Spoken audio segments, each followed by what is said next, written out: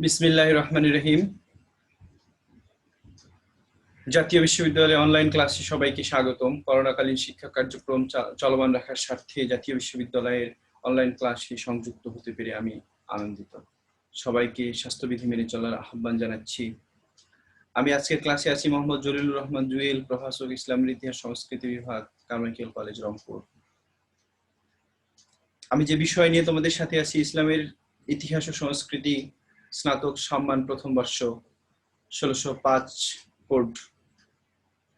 কোর্সের নাম স্পেনের মুসলমানদের ইতিহাস। আমার প্রথম আজকের লেকচারের শিরোনাম প্রথম আব্দুর রহমান কর্তৃক স্বাধীন উমাইয়া আমিরাত প্রতিষ্ঠা।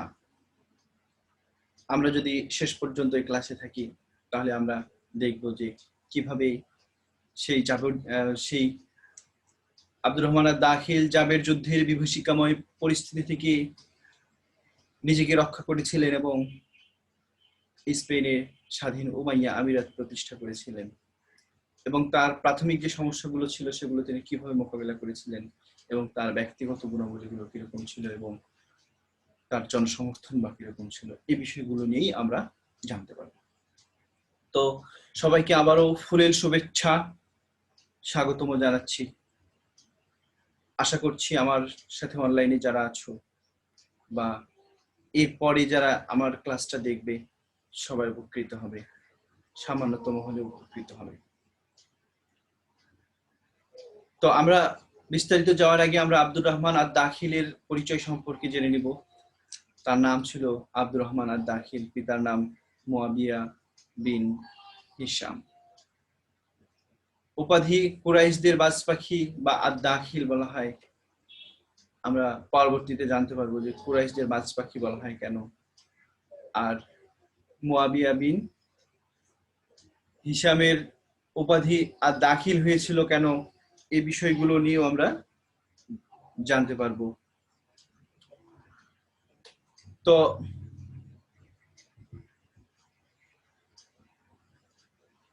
কুরাইশদের বাজ পাখি বলা হয় এই কারণেই যে আবু জাফর আল মনসুর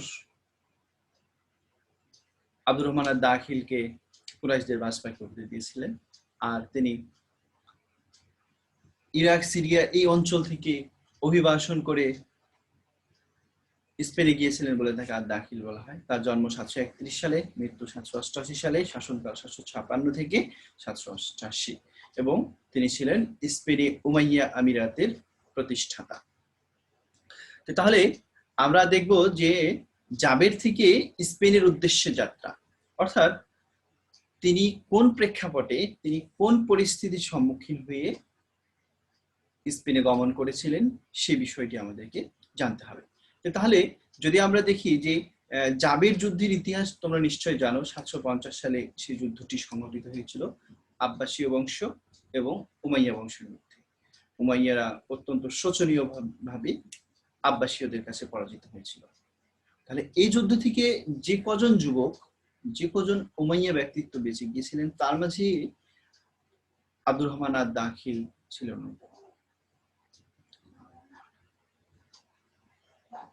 জাবের যুদ্ধের বিভীষিকাময় পরিস্থিতি থেকে নিজেকে রক্ষা করে তিনি ফেরাত নদীর রাহ নামক একটা স্থানে আশ্রয় লাভ করেছিলেন, কিন্তু আব্বাসীয় খলিফা আবুল আব্বাস আস-সাফফার ফরমান জারি করেছিলেন যে উমাইয়াদের যেখানে পাওয়া হবে সেখানে কচুকাটা করা হবে, এবং তারা সেই নৃশংসতা চালিয়েছিল, এবং কি মৃত উমাইয়াদের বিরুদ্ধেও তাদের কবরগুলো ভস্মীভূত করে দেওয়া হয়েছিল শুধু কতিপয় ব্যক্তি বাদ দিয়ে। ঠিক এরকম একটা ধ্বংসযজ্ঞ থেকে, এরকম একটা হত্যাযজ্ঞ থেকে নিজেকে নিরাপদ রাখতে পেরেছিলেন আব্দুর রহমান আদ-দাখিল, কিন্তু সেই নিরাপদ পরিস্থিতিতে সেই রাহ নামক স্থানে যখন তিনি আশ্রয় নিয়েছিলেন তার পিছনে আব্বাসীয় সৈন্যরা ধাবমান। এরকম একটা প্রেক্ষাপটে তিনি সিদ্ধান্ত নিলেন তার পরিবার পরিজনকে বদরকে দিয়ে অন্যত্র সরিয়ে দেওয়া, এবং তার ছোট ভাই ইয়াহিয়াকে নিয়ে, 13 বছর বয়সী ইয়াহিয়াকে নিয়ে ফেরাত নদীতে ঝাঁপ দিয়েছিলেন। মাঝপথে যেতেই আব্বাসীয় সৈন্যরা পিছন থেকে অভয় দিয়ে ডাকতে আছে, তোমরা ফিরে এসো, ফিরে আসলে তোমাদের সসম্মানে তোমাদের প্রতিষ্ঠিত করার ব্যবস্থা করা হবে। কিন্তু আব্দুর রহমান আদ-দাখিল ছিলেন অত্যন্ত চালাক, অত্যন্ত কৌশলী, আর ইয়াহিয়া যুবক ব্যক্তি, সে তাদের প্ররোচনা বুঝতে না পেরে মাঝ নদী থেকে ফিরে এসেছিল এবং আব্দুর রহমান অপর তীর থেকে নিজের ভাইয়ের সেই আব্বাসীয়দের হাতে হত্যাযজ্ঞ মস্তক ছিন্নর দৃশ্য অবলোকন করেছিলেন এবং সিদ্ধান্ত নিয়েছিলেন যেভাবেই হোক আব্বাসীয়দের সেই ধ্বংসযজ্ঞ থেকে আমাকে বাঁচতে হবে, নিরাপদ দূরত্বে চলে যেতে হবে। এবং তিনি সিদ্ধান্ত নিয়েছিলেন যে প্রথমে তিনি জেরুজালেমে যাবেন এবং ঠিক জেরুজালেমে গিয়েছিলেন এবং পূর্ব পরিকল্পনা অনুযায়ী বদরের সাথে তার সেখানে সাক্ষাৎ হয়।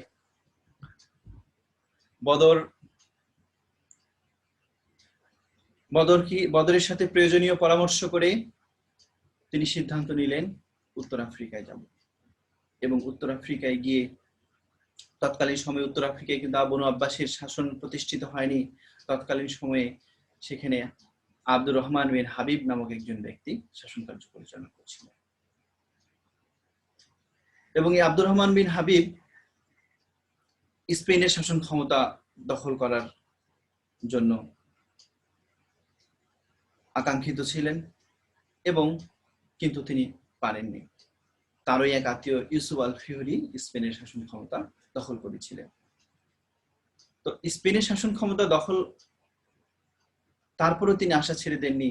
একদিন তিনি রাজ দরবারের এক জ্যোতিষীর কাছে হাত দেখাচ্ছেন, তার ভাগ্যলিপি গণনা করছেন। সেই জ্যোতিষী, ইহুদি জ্যোতিষী আব্দুর রহমানকে বলল যে আব্দুর রহমান নামক একজন ব্যক্তি এই আন্দালুসের শাসনকর্তা হবেন। তার মাথায় চুলের একটা ঘুঙ্গুর থাকবে, কপালের ওপরে বা ললাটের ওপরে একটা ঘুঙ্গুর থাকবে। ঠিক আব্দুর রহমান বিন হাবিব সেই কাজটি করেছিলেন, কৃত্রিম ঘুঙ্গুর তৈরি করে ঘুরে বেড়াতেন।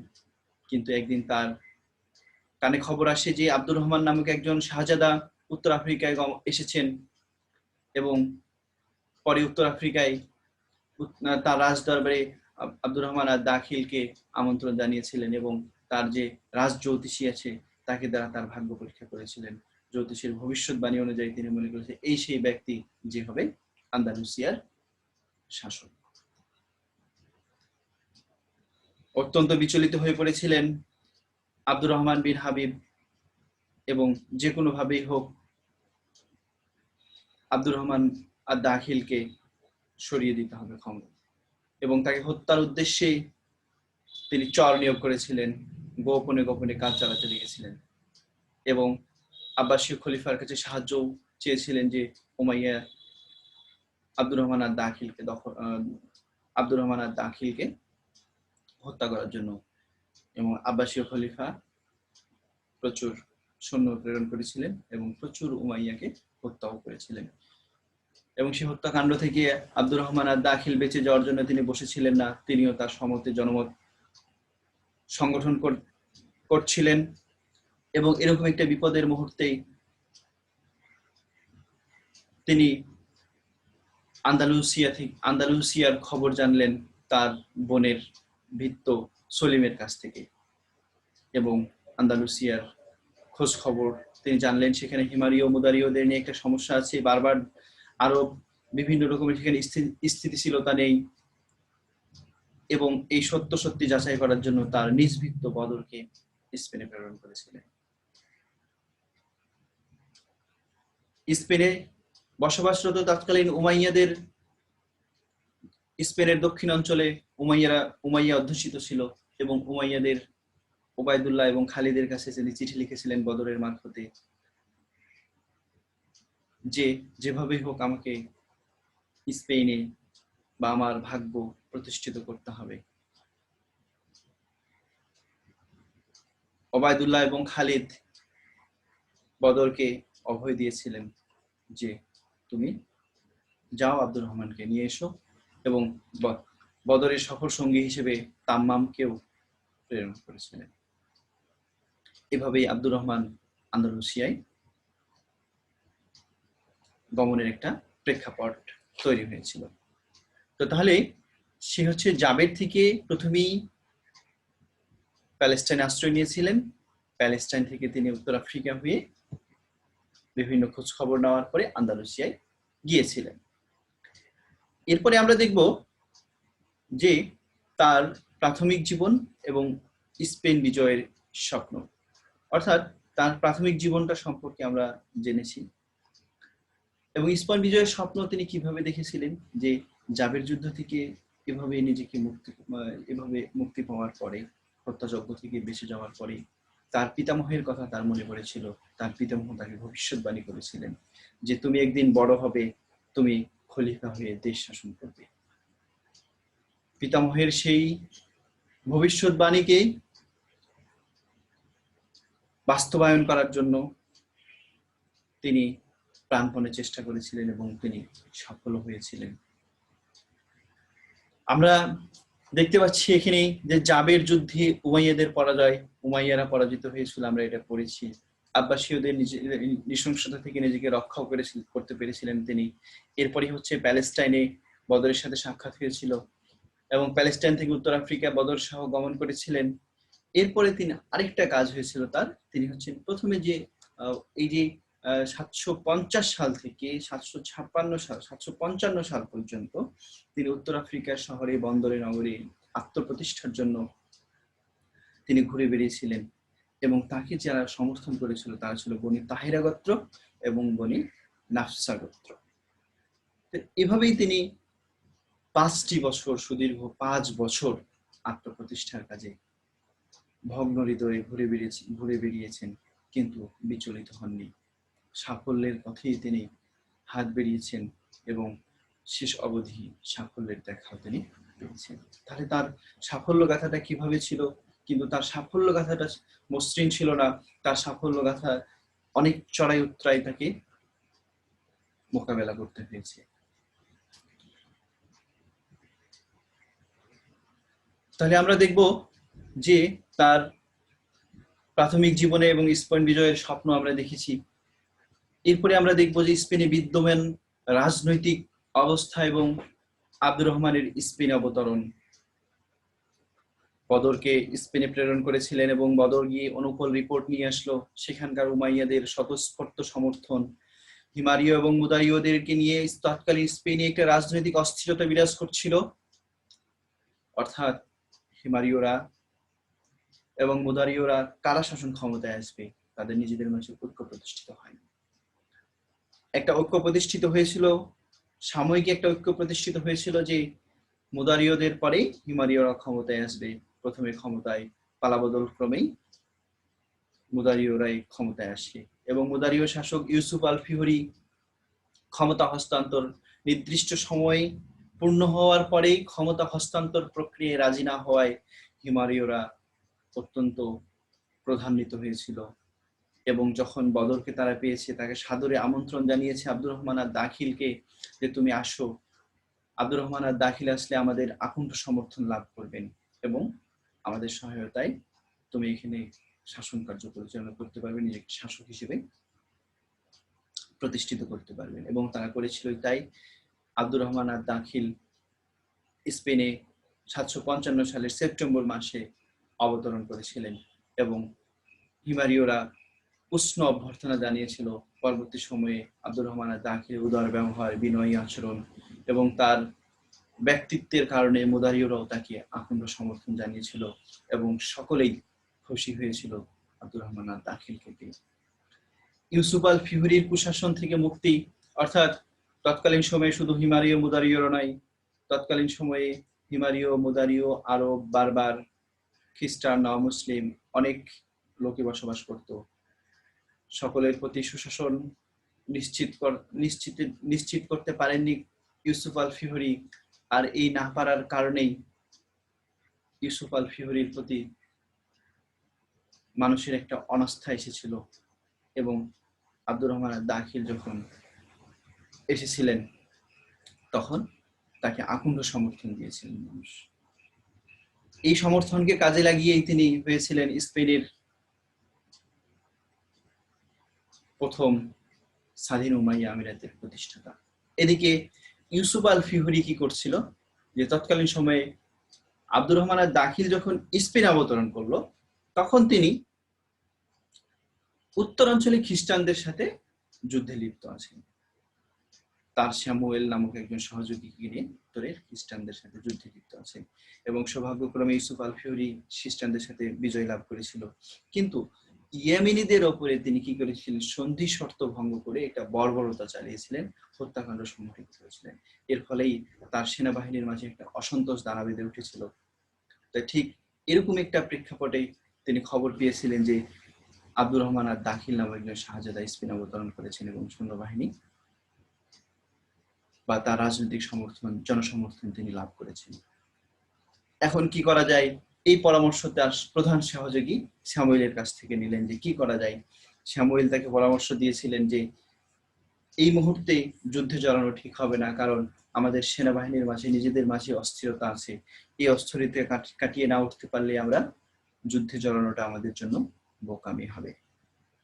তাই ঠিক এরকম একটা প্রেক্ষাপটে ইউসুফ আল ফিহরি কি করেছিল, যে আব্দুর রহমান আর দাখিলের সাথে সন্ধি প্রস্তাব করেছিল যে তোমার সাথে আমার কন্যার বিবাহ দিব এবং বিশাল সম্পত্তি আমি তোমাকে দান করব, তুমি এখানেই শান্তিতে বসবাস করতে পারবে।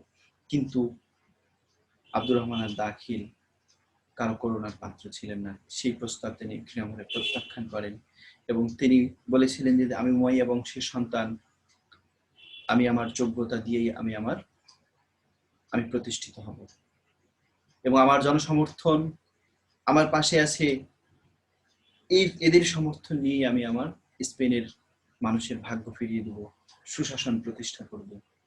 এভাবেই যখন মানুষকে অভয় দিয়েছিলেন, মানুষ তৎকালীন স্পেনে বসবাসরত জনগণ আব্দুর রহমানকে আর দাখিল উপাধি দিয়েছিলেন এবং সাদর সম্ভাষণ জানিয়েছিলেন। প্রাথমিক বাধা এভাবেই উত্তরণ করেছিলেন, এবং দক্ষিণাঞ্চলীয় একটি শহরে গিয়ে জনগণের অভিবাদন লাভ করে জনগণ তাকে আমির উপাধি দিয়েছিলেন।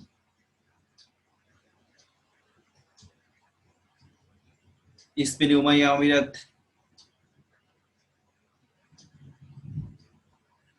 এরপরে প্রাথমিক যে স্পেনে উমাইয়া আমিরাত প্রতিষ্ঠার পিছনে যে প্রাথমিক সমস্যাগুলো ছিল, সেই সমস্যাগুলো বা প্রাথমিক যে প্রতিবন্ধকতাগুলো ছিল, সেই বিষয়গুলো মোকাবেলা করার জন্য তাকে বেশ কিছু পরিস্থিতির মোকাবেলা করতে হয়েছিল। তার মাঝে প্রথম যে বিষয়টা, সেটা হচ্ছে মাসারার যুদ্ধ। এই মাসারার যুদ্ধটা হয়েছিল কত সালে? 756 সালে ইউসুফ আল ফিহরি এবং আব্দুর রহমান আর দাখিলের মাঝে এই যুদ্ধটা হয়েছিল। এই যুদ্ধ আব্দুর রহমানের পক্ষে 1 লক্ষ সৈন্য ছিল, আর এই যুদ্ধে ইউসুফ আল ফিহরি অত্যন্ত শোচনীয়ভাবে পরাজিত হয়। তো এই যুদ্ধের প্রেক্ষাপটটা হচ্ছে, ইউসুফ আল ফিহরি যখন খবর পেলেন আব্দুর রহমান এখানে সৈন্য সমাবেশ করছেন টলেদো সেভিলে, ইউসুফ আল ফিহরি তার সৈন্যবাহিনী নিয়ে সেভিল অবরোধের জন্য অগ্রসর হয়। ঠিক আব্দুর রহমান কৌশলী অবস্থান গ্রহণ করেন এবং গুয়াডেল কুলভার নদীর, অর্থাৎ ইউসুফ আল ফিহরি সৈন্যবাহিনী যে প্রান্তে ছিল, অন্য প্রান্ত দিয়ে তিনি রাজধানী কর্ডোভার দিকে অগ্রসর হন, এবং কর্ডোভা নগরী, দুর্ভিক্ষ কবলিত কর্ডোভা নগরীকে অবরোধ করে রাখেন প্রায় 2 মাস যাবত। 2 মাস যাবত অবরোধ করে রাখার ফলে ইউসুফ আল ফিহরি টলেদো থেকে ফিরে এসে মাসারা নামক স্থানে, সেই স্পেনের বিখ্যাত গুয়াদেল কুইভার নদীর তীরেই যুদ্ধে জড়িয়ে পড়ে, আর এই যুদ্ধে শোচনীয়ভাবে পরাজিত হয় ইউসুফ আল ফিহরি। এবং আব্দুর রহমান আর দাখিল শহরে প্রবেশ করে শহরের নাগরিকদের সাথে বিনয়ী এবং উদার আচরণ শহরের মানুষকে মুগ্ধ করেছিল, এবং আব্দুর রহমান আর দাখিল তাদেরকে ক্ষমা করে দিয়েছিলেন, অর্থাৎ সাধারণ ক্ষমা ঘোষণা করেছিলেন। আব্দুর রহমানের আচরণে খুশি হয়ে রাজদরবারের ইউসুফ আল ফিহরির কন্যা তাকে একজন কিঙ্করী দাসী উপহার দিয়েছিলেন। পরবর্তী সময়ে খলিফা হিশামের মাতা হয়েছিলেন সেই, বা আব্দুর রহমান দাখিল তাকে স্ত্রীর মর্যাদা দিয়েছিলেন এবং তার গর্ভেই খলিফা হিশাম অর্থাৎ আমির হিশাম, স্পেনের স্বাধীন উমাইয়া আমিরাতের দ্বিতীয় আমির হিশামের মা ছিলেন এই কিঙ্করী অনন্য সুন্দরী রমণী। এরপরে হচ্ছে আরজাক। সেভিলে আরজাক কিছুটা বিদ্রোহের সৃষ্টি করেছিল। 760 সালে তাকে দমন করা হয়। পরবর্তী সময়ে 764 সালে আবার বিদ্রোহ করলে আব্দুর রহমান আল দাখিল একটা অভিযান পরিচালনা করে তাকে হত্যা করেছিলেন। হিশাম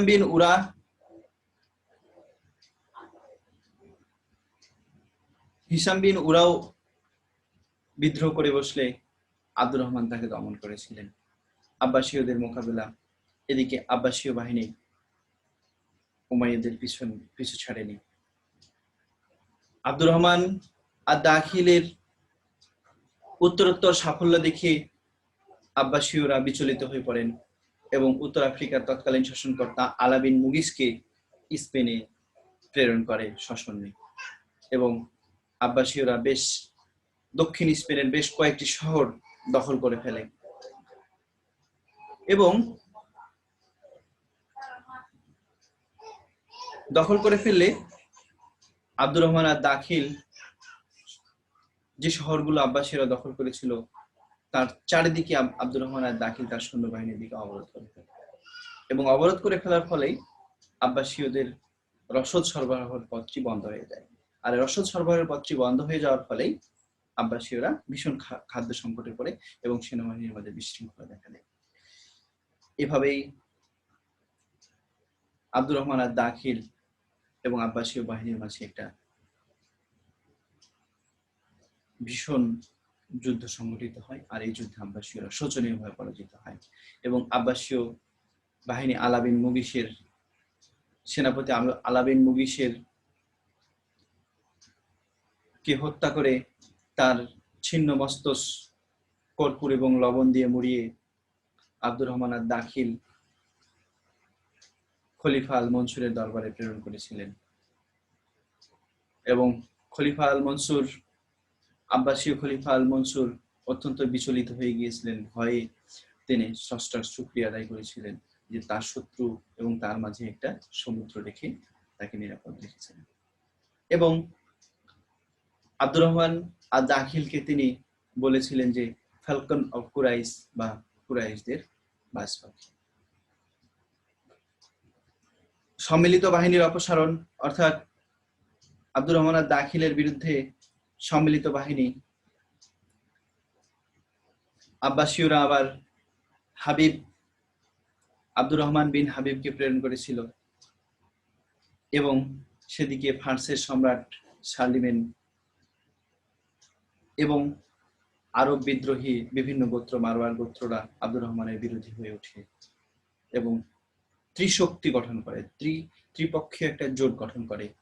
কিন্তু এই জোট তাদের কাঙ্ক্ষিত মঞ্জিলে উপনীত হতে পারেনি। তাদের যে প্রাথমিক লক্ষ্য উদ্দেশ্য সেগুলো তারা পূরণ করতে পারেনি এবং তাদের মাঝে যে সমঝোতা হয়েছিল সেই সমঝোতা তাদের মাঝে মতানৈক্য দেখা দেয়।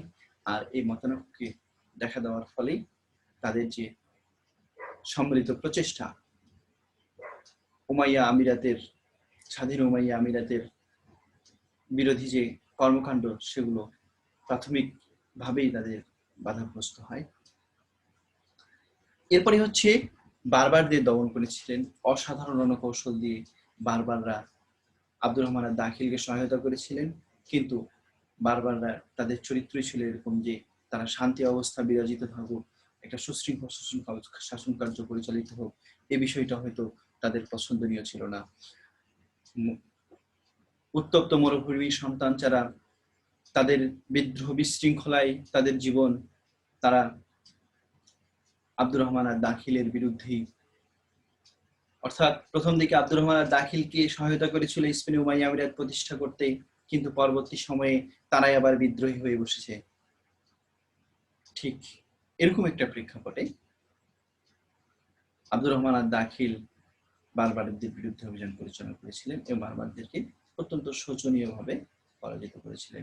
এবং বারবারদের মাঝে একজন ব্যক্তি, আব্দুল্লাহ নামক একজন ব্যক্তি ফাতেমীয় মতবাদ প্রচার করা শুরু করেছিলেন এবং একটা অভিনব কৌশল গ্রহণ করেছিলেন যে রাজকীয় বাহিনী যখন তার খোঁজে বের হতো তখন তিনি জঙ্গল পর্বতে আশ্রয় গ্রহণ করতেন এবং নিজেকে ফাতেমীয় অনুসারী বলেই বা খিলাফতের ন্যায্য দাবিদার বলে মতবাদ প্রচার করতেন এবং কিছু জনসমর্থনও তিনি পেয়েছিলেন। এই অবস্থা বেশ 9 বছর আব্দুর রহমান আর দাখিলকে মোকাবেলা করতে হয়েছিল এবং অত্যন্ত দক্ষতার সাথে বারবারদের এই অপতৎপরতা তিনি কি করেছিলেন? দমন করেছিলেন। এরপরে আমরা যদি দেখি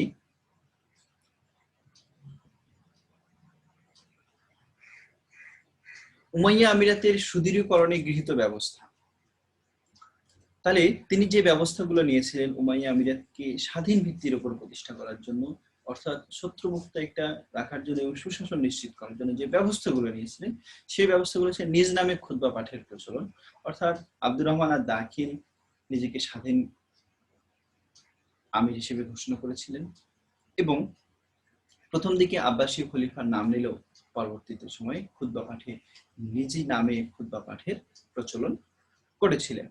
এরপরে হচ্ছে প্রশাসনিক বিকেন্দ্রীকরণ, অর্থাৎ আব্দুর রহমান আর দাখিল জনগণের দোরগোড়ায় সরকারি সুযোগ সুবিধা পৌঁছে দেওয়ার জন্য গোটা সাম্রাজ্যকে 6টি প্রশাসনিক ভাগে ভাগ করেছিলেন এবং যোগ্য শাসনকর্তাদের নিয়োগ করেছিলেন এবং শাসনকর্তাদের জনগণের যেন কোনো অসুবিধা না হয়, জনগণ যেন সুখে শান্তিতে বসবাস করতে পারে সেই ব্যবস্থা করার জন্য নির্দেশ দিয়েছিলেন। পরামর্শ সভা গঠন, অর্থাৎ আব্দুর রহমান আর দাখিল পরামর্শ সভা গঠন পক্ষপাতী ছিলেন। পরামর্শের ভিত্তিতে রাজকার্য পরিচালনা, সকলের পরামর্শ নিয়েই প্রশাসনিক সিদ্ধান্ত গ্রহণ, সামরিক অভিযান পরিচালনা, এই কাজগুলো তিনি করতেন। যোগ্য কর্মকর্তাদের নিয়োগ, অর্থাৎ যোগ্য কর্মকর্তা নিয়োগ ছাড়া একটা প্রদেশ, একটা অঞ্চল, একটা প্রশাসন চলতে পারে না, এই ব্যবস্থাটা এটা তিনি বুঝতে পেরেছিলেন এবং যোগ্য কর্মকর্তাদের তিনি কি করছেন? বাছাই করে নিয়োগের ব্যবস্থা করেছিলেন। শিক্ষার পৃষ্ঠপোষক আব্দুর রহমান আর দাখিল শিক্ষা বিস্তারের জন্য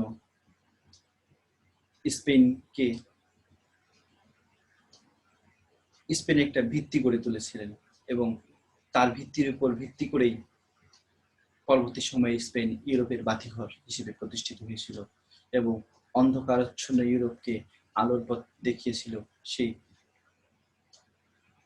আব্দুর রহমান আর দাখিল। এই কাজটি তিনি শুরু করেছিলেন এবং শিক্ষার পৃষ্ঠপোষকতা করেছিলেন এবং অসংখ্য শিক্ষায়তন তিনি প্রতিষ্ঠা করেছিলেন। শিক্ষার প্রসারের জন্য গ্রন্থাগার প্রতিষ্ঠা করেছিলেন। কর্ডোভার ঐশ্বর্য, অর্থাৎ কর্ডোভা এক সময়ে ইউরোপ যখন অন্ধকার, নিজেদের মাঝে মারামারি কাটাকাটি হানাহানিতে লিপ্ত এবং তাদের তৎকালীন সময়ে ধর্মীয় ব্যক্তিত্বরা যখন 60 বছর, অর্থাৎ একজন সন্ন্যাসীর কথা সেই স্পেনের ইতিহাসের বলতে হয় যে 60 বছর পানি স্পর্শ না করার পরে ধর্মগ্রন্থ পাঠ করার জন্য আঙ্গুলের মাথায় একটু পানি নিয়ে ধর্মগ্রন্থ পাঠ করা শুরু করেছিলেন। সেই সময়ে মুসলিমরা সভ্যতার আলো দেখিয়েছিলেন। মুসলিমরা অজু গোসল করে বা অজু গোসলের যে প্রচলন, পাক পবিত্র হয়ে থাকার বিধান, সেই ইউরোপের অন্ধকার দূর করার ক্ষেত্রে একটা দৃষ্টান্ত স্থাপন করেছিল। সুদক্ষ সামরিক বাহিনী গঠন, সুদক্ষ সামরিক বাহিনী ছাড়া একটা সাম্রাজ্য পরিচালিত বা একটা সাম্রাজ্য বা একটা রাষ্ট্র টিকে থাকতে পারে না। আর এই সুদক্ষ সামরিক বাহিনী গঠন করেছিলেন আব্দুর রহমান আর দাখিল।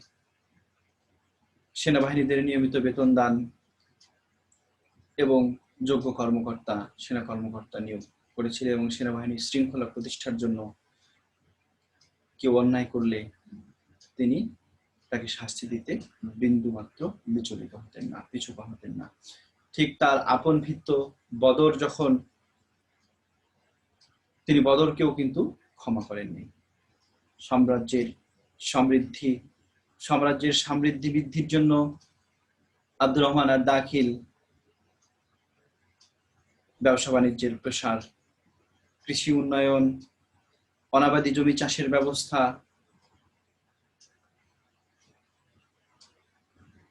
কৃষিক্ষেত্রে সহযোগিতা এবং জনগণ বান্ধব শাসন কার্য পরিচালনা করেছে। শাসন অর্থাৎ সুশাসন তিনি কি করেছিলেন? প্রতিষ্ঠা করেছিলেন। এভাবেই স্পেনের ইতিহাসে আব্দুর রহমান আর দাখিল নিজেকে একজন সফল শাসক হিসেবে এবং একটা স্বাধীন উমাইয়া আমিরাতের প্রতিষ্ঠাতা হিসেবে, সফল ব্যক্তিত্ব হিসেবে ইতিহাসে অমর হয়ে আছেন।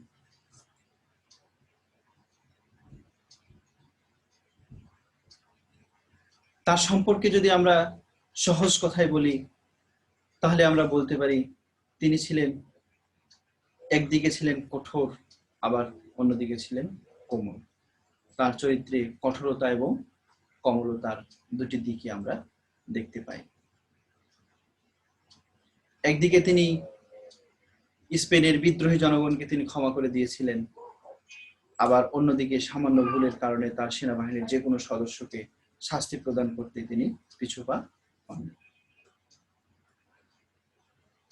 তার সম্পর্কে ঐতিহাসিক ইবনে আসির মন্তব্য, তিনি বিদ্বান, কবি, কর্তব্যপরায়ণ, দানশীল ও উদার ছিলেন। লেনপুল বলেন, Abdur Rahman was kind-hearted and well-disposed to mercy, very slow in his determination, but constant and persevering in carrying them into effect. Abdur Rahman আর দাখিল